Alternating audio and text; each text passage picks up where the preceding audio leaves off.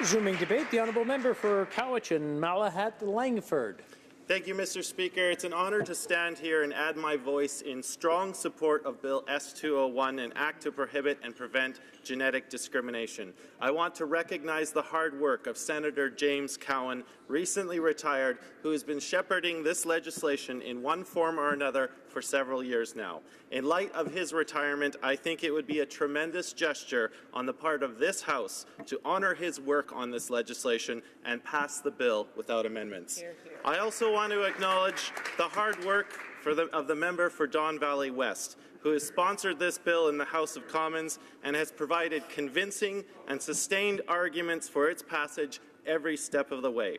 Finally, I want to thank my colleagues on the Standing Committee of Justice and Human Rights, who I worked with on this bill through 5 meetings. I especially want to thank my Liberal colleagues on that committee for having the courage to stand up against the wishes of their government and help pass this bill through the committee without any significant changes. I support the need to protect Canadians from genetic discrimination through strong federal legislation. We believe that all Canadians should be afforded the best health care possible, and genetic testing is increasingly part of health care prevention. Accordingly, Canadians should have a right to know their genetic characteristics without fear of discrimination by employers or insurance companies. Indeed, with few exceptions, the vast majority of witnesses said that the passage of this bill, with all of its main clauses intact, was vital to protect against genetic discrimination, and I think my Liberal colleagues on the committee did well to listen to the evidence during the clause-by-clause consideration of this bill to pass it in its present form. There are 3 main pillars to Bill S-201, which my colleague from Don Valley West refers to as the 3 legs of a stool. All are necessary to keep the stool from falling over. First, the bill would enact a new Genetic Non-Discrimination Act to prohibit any person from requiring an individual to undergo a genetic test or disclose the results of that test as a condition of the following: either providing goods or services to an individual or entering into and continuing a contract or agreement with that individual. These changes are detailed through clauses 1 through 7 of the bill. Second, the bill would amend Part 3 of the Canada Labour Code to protect employees from being required to undergo or disclose the results of a genetic test, and provides employees with other protections related to genetic testing and test results, and these changes are detailed in Clause 8 of the bill. Finally, the bill amends the Canadian Human Rights Act to prohibit discrimination on the grounds of genetic characteristics, and that is part of Clause 9. I want to make it very clear to all honourable members that this bill must pass with all of these provisions in place in order to make it effective. Mr. Speaker, during the witness testimony, we heard from a variety of witnesses. We had the Canadian Human Rights Commission, the Centre for Israel and Jewish Affairs, the Canadian Coalition for Genetic Fairness, the Canadian Association of Genetic Counsellors, the Canadian Medical Association, and the Canadian College of Medical Geneticists. We had several constitutional experts, including Bruce Ryder, Peter Hogg, Hugo Sir, and Pierre Thibault. The Canadian Institute of Actuaries, and also, of course, we had moving testimony by Dr. Ronald Cohn, the pediatrician-in-chief at the Hospital for Sick Children. In particular, there are a few examples of the testimony that I want to include in my limited time.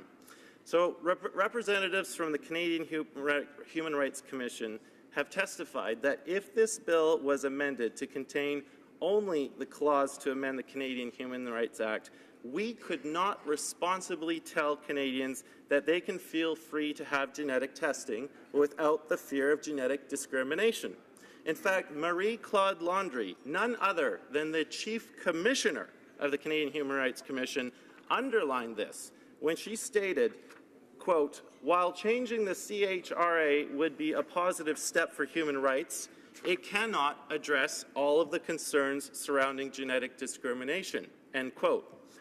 Dr. Ronald Cohn gave particularly moving testimony at the committee about young children whose conditions require genetic testing for diagnosis, but whose families feel they cannot consent to the testing for fear of genetic discrimination. Without the testing, he could not properly treat these very sick children. Dr. Cohn and over 100 genetic scientists, medical doctors, genetic counselors from universities across Canada wrote to the Prime Minister in November of last year and urged him to retain all of the key provisions of this bill as it was passed by the Senate. The committee also heard captivating testimony from the Canadian Medical Association, the Canadian Association of Genetic Counselors, and the Canadian College of Medical Geneticists about the medical promise of genetic testing and the revolution in medicine it presents. However, the full potential of genetic testing will not be realized if people are legitimately worried about discrimination. Now, I want to turn, Mr. Speaker, to the constitutional issues, because I see that the member for Edmonton Centre, who has recently joined us on the Justice Committee, has moved several report-stage amendments to Bill S-201. His motions call for the deletion of clauses 1 through 8, which will effectively gut this bill and turn it into nothing less than a paper tiger when it comes to protecting Canadians against genetic discrimination. The deletion of these clauses will leave the bill with nothing more than an amendment to the Canadian Human Rights Act, which will give Canadians a false sense of security that they will not be discriminated against because of genetic testing. I pointed to this fact earlier in my speech from the testimony of the Commissioner of that Commission. Now, I have respect for the member for Edmonton Centre, but this action on his part makes me more than a little bit angry, because these amendments flagrantly ignore the recommendations of the committee, and they are an insult to the witness testimony and the hard work of that committee. One of the main concerns of the legislation was the constitutionality of the proposed Genetic Non-Discrimination Act.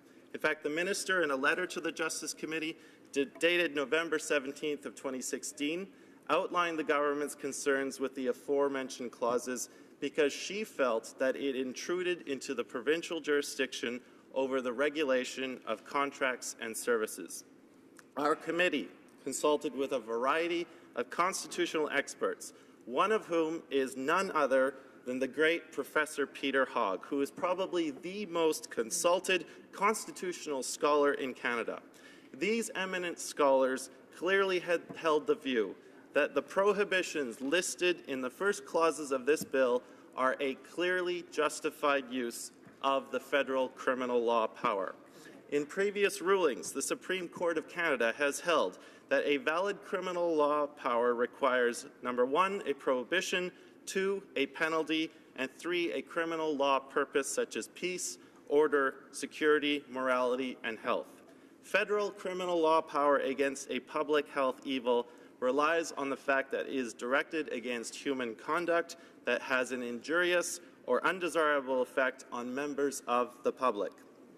The Chief Justice of the Supreme Court has stated that, quote, acts or conduct that have an injurious or undesirable effect on public health constitute a public health evils that may be properly targeted by the criminal law. Mr. Speaker, discrimination based on genetic testing does have an injurious and undesirable effect on public health. When people are too afraid to go for genetic testing because of the fears of discrimination, this does not allow physicians to do their job properly. Taking a test that could help someone's life should not be a calculated risk. I ask all honourable members in this House, especially to my Liberal colleagues across the way, please summon the courage to do what's right. Support this bill without these amendments. Listen to the hard work that this committee did. And let's do something right for Canada. Let's get rid of these amendments, pass the bill as it was passed by the Senate. And with that, I close my remarks, Mr. Speaker. Thank you.